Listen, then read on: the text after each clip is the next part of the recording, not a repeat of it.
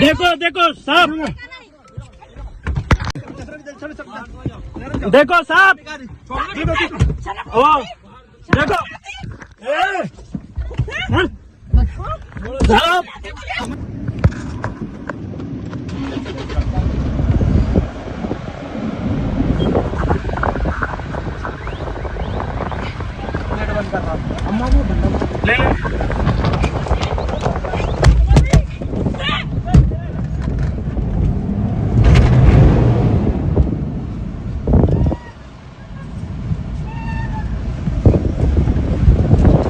ले हमला हुआ जान गई।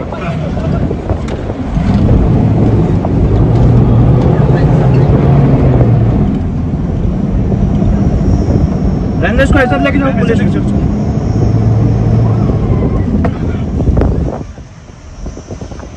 मत इसकी छुट्टी नहीं लेना पड़ता, उन्हें हमला करे पड़ता।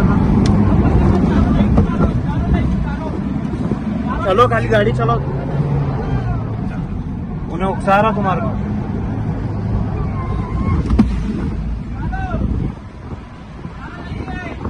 अरे उकसा रहा तुम्हारे को, उन्हें उकसा रहा तुम्हारे को।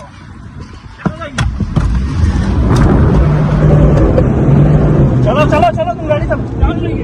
एमआयडीसी चिंचोली येथील स्क्रॅप गोडाऊनमध्ये माल चोरून नेण्याचा आणि विरोध करणाऱ्या व्यापाऱ्याला दगडफेक करून मारहाण करण्याचा गंभीर प्रकार समोर आला आहे। या प्रकरणी भावाच्या पत्नी व इतरांविरुद्ध मोहोळ पोलीस ठाण्यात गुन्हा दाखल करण्यात आला आहे।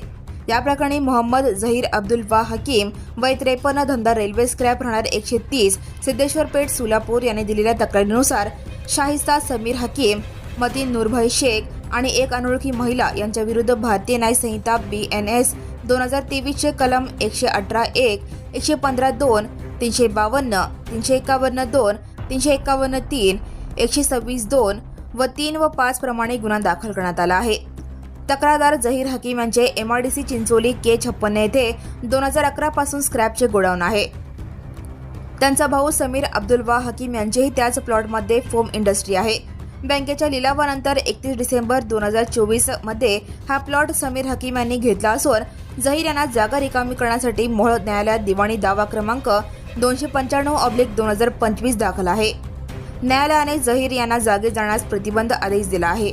2 मे 2026 रोजी दुपारी 4:30 वाजता कामगार हैदर याने फोन करून गोडाऊनमधील माल कंटेनरमध्ये भरून नेत असल्याचे सांगितल्याने झहीर, त्यांचा मुलगा उमर आणि कामगार शोएब हे घटनास्थळी गेले। तेथे शाहिस्ता समीर हकीम, मतीन शेख व इतर लोक क्रेनच्या सहाय्याने स्क्रॅप भरत असल्याचे दिसले। झहीर यांनी विरोध केला असता शाहिस्ता हकीम याने दगड फेकला, जो त्यांच्या उजव्या हाताच्या कोपऱ्यावर लागला। मतीन शेख यांनी शिवीगाळ करत खल्लास करून टाकेन अशी धमकी दिली आणि दुसरा दगड पाठीवर मारला। झहीर गाडीत बसून पळून जाण्याचा प्रयत्न करत असताना शाहिस्ता हिने गाडीची समोरची काच दगडाने फोडली। मतीन शेख याने गाडीवर चढून रस्ता अडवला आणि आज सोडणार नाही, खलास करतो अशी धमकी दिली। नंतर आरोपींनी गाडीत घुसून धक्काबुक्की करत मारहाण केली आणि गाडीची चावी काढण्याचा प्रयत्न केला। झहीर यांनी संपूर्ण घटना मोबाईलवर रेकॉर्ड केली। मोहोळ पोलीस ठाण्यात सदर गुन्हा दाखल करण्यात आला असून अधिक तपास पोलीस करत आहेत। Now and press the bell icon. Never miss a